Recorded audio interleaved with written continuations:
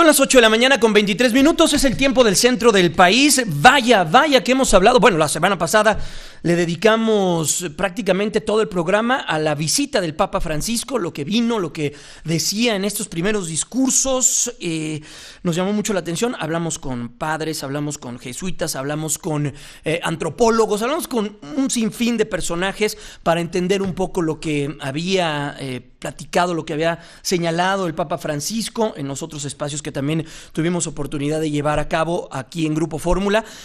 Y ahora me quiero detener y realizar un pequeño balance con uno de los más exitosos periodistas, más reconocidos periodistas, además compañero de esta casa, Carlos Loret de Mola. Usted lo puede leer todos los días en el periódico El Universal, lo puede escuchar aquí en Grupo Fórmula 104.1 FM en contraportada de 6 a 8 de la tarde-noche y por supuesto ver a través de Televisa en Primero Noticias. Carlos, ¿cómo estás? Qué gusto saludarte, muy buenos días, doblemente porque es fin de semana. Tú te levantas muy temprano y hoy nos estás regalando unos minutos. ¿Cómo te va? Muy buenos días. No, hombre, querido Jaime, muchísimas gracias. Qué gentil con tu presentación. Aquí a la orden. Oye, Carlos, a ver, te leo muy frecuentemente, leí muy detenidamente tus columnas a lo largo de esta semana. Comenzabas primero a decir que él estaba fallando al Papa Francisco o a la Iglesia, o te hacías esa pregunta un poco por los mítines, por sí, quizá ese día el Zócalo capitalino, ese sábado en la Ciudad de México, las largas vallas que luego en algunos puntos se veían vacías. Me detuve también en una columna tuya que hiciste sobre la seguridad y lo que representa y el dolor de cabeza que representa cuidar al Papa Francisco y todo el entorno. Y la última, la que hiciste pasado jueves, la de los sentimientos de la visita del Papa Francisco. ¿Qué balance haces de esta visita del Papa? ¿Qué te deja a ti como periodista? Fíjate que justo en la columna del jueves yo trataba de expresar qué era lo que me dejaba a mí, ¿no? Es decir, cuáles fueron mis estados de ánimo en los distintos momentos de la visita del Papa, y quizá los puse hasta los ordené, ¿no? En función de cuál fue el más intenso.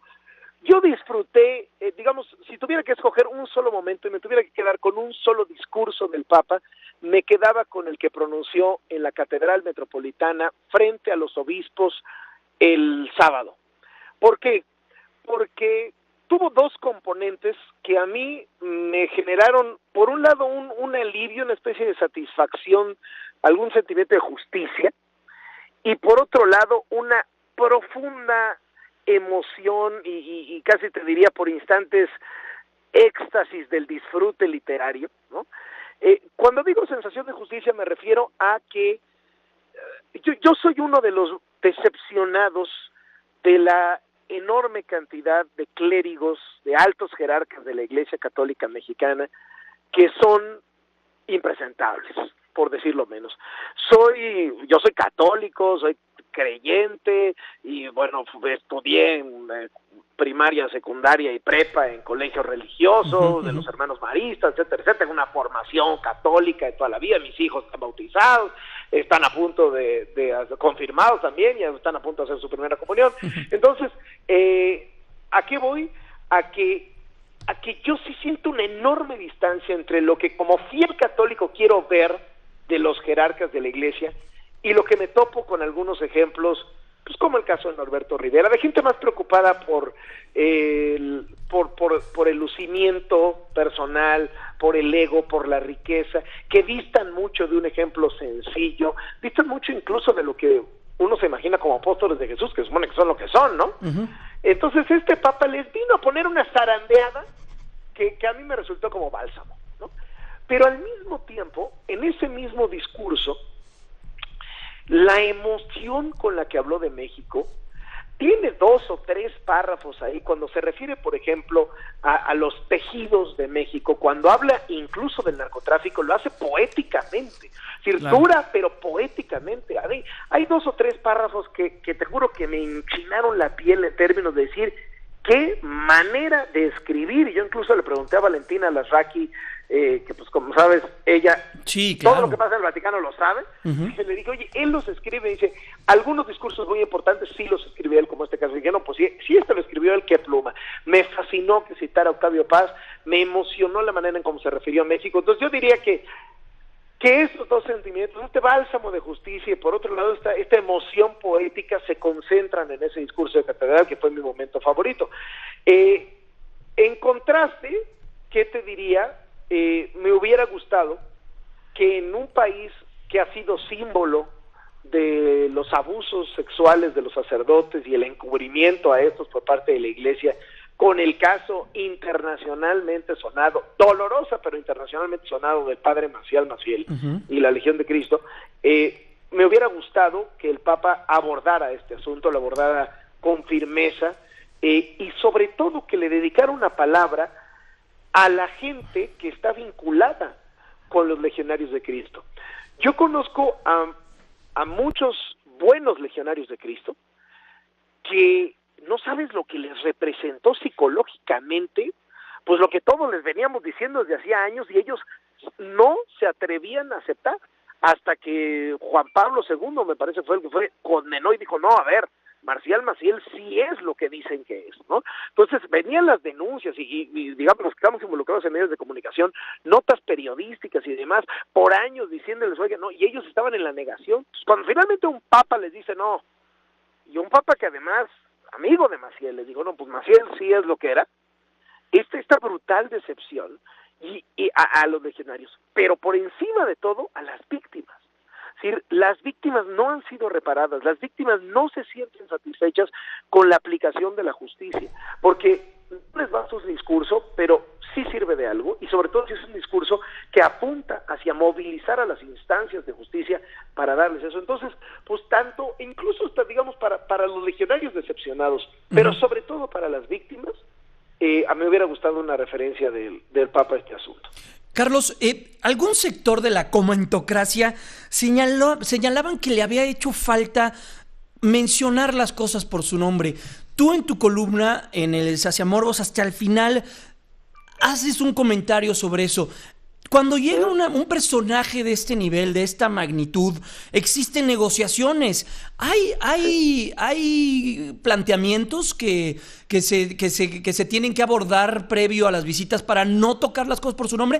O también escuchaba yo a Rubén Aguilar, el ex vocero de la presidencia, que también nosotros, o bueno, buena parte de la comentocracia y de estas personas que querían escuchar las cosas por su nombre, eran utilizaba un término como muy pueblerino, por así mencionarlo, utilizaba otro término, que el Papa no viene a las naciones aldeano, a decir, ¿no? Eso, ándale, aldeano.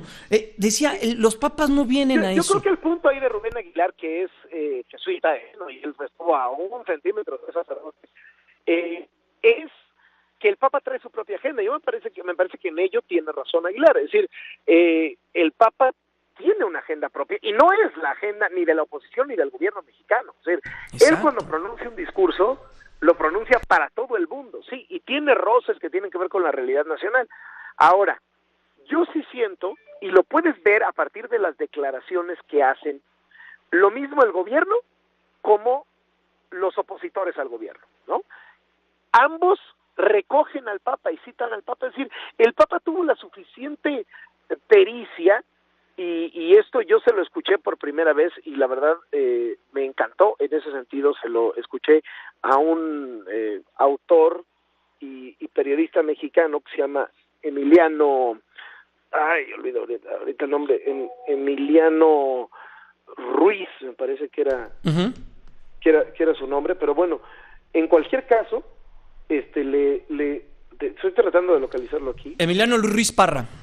El Emiliano Ruiz Parra, sí, exactamente. Él que decía, se movió en la frontera, o sea, fue lo suficientemente duro para que la oposición sintiera que estaba escuchando su voz y lo suficientemente suave para no romper con el gobierno, y en el fondo lo que logró es que ninguno de los dos pueda montarse en los hombros del Papa para hacer campaña política, ¿no?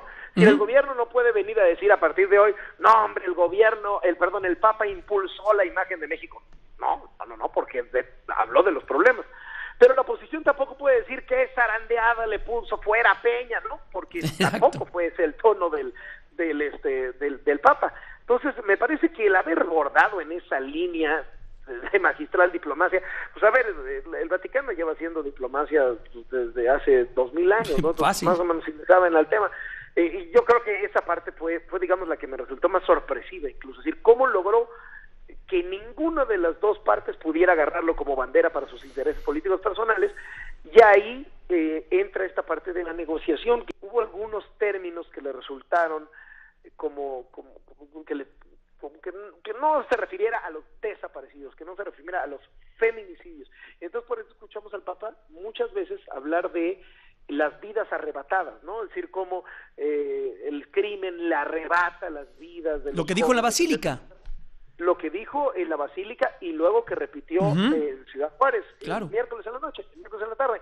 Entonces, digamos que esa fue la metáfora con la que finalmente pudo, digamos, transitar este discurso en ese sentido, ¿no? Carlos, pues en verdad, sabes lo de los cortes automáticos, lo padeces en ocasiones. Lo padezco. Tenemos que despedirnos, pero en verdad, gracias por ayudarnos a comprender y hacer este balance desde el ámbito periodístico y del ámbito que siguió paso a paso las huellas del Papa Francisco. Te abrazamos y te deseamos un estupendo fin de semana y ahí te escuchamos, te leemos y te vemos. Hoy muchos saludos a todo el auditorio. Jaime, muchas gracias por la entrevista. Un abrazo. Muchas gracias. Es Carlos Loret de Mola, compañero aquí en Grupo Fórmula. Usted lo puede ver todos los días en Televisa, lo puede escuchar aquí en Grupo Fórmula y por supuesto también leer en su columna en El Universal. Una columna muy interesante, se la recomiendo. En esta ocasión le dio mucho seguimiento periodísticamente hablando al tema del Papa. Vámonos a una pausa, estamos de vuelta.